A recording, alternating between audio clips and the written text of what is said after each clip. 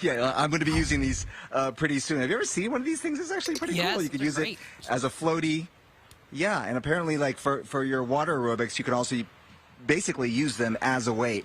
So we're live this morning in the city of Ontario. I've been checking the weather. Maria was right.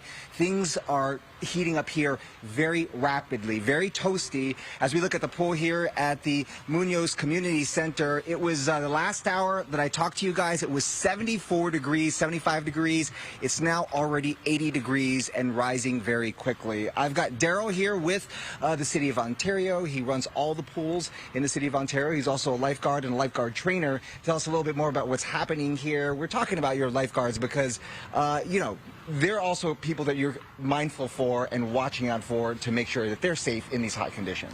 Yeah, of course. So right now we have our lap swim program that takes place from 7 a.m. to 12 p.m. And then our lifeguards are on duty. We do rotations to make sure that they are keeping cool and staying alert. Every 15 minutes, they're going to be rotating out so that they have a chance to get some shade, some water, and cool down. Yeah, you've been doing this lifeguarding thing for a long time, and it's kind of deceiving, right? You've lived in Ontario for a very long time. It's hot out here, and people think that they're cool, but there are times when people are really, you know, not listening to their body and what's happening in terms of a heat exhaustion or heat illness. Yeah, and one rule of thumb that the Red Cross likes to preach is hydration. Early hydration is very key. And we like to spread that with our staff too. We're hydrate early, hydrate often, and we like to spread that awareness with our patrons as well as water safety tips on how they can be safe in, on, and around the water. Yeah.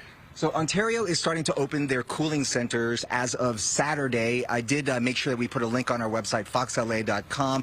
Also, as you know, guys, they're talking about the conditions in terms of the air quality out here as well. Really difficult for people who have any sort of compromised conditions, respiratory conditions. The elderly, seek those cooling centers if you have to, and make sure you stay indoors during the hottest parts of the day. So we are going to be out here for another hour, 2 hours or so, and maybe I'll get Steve to go in.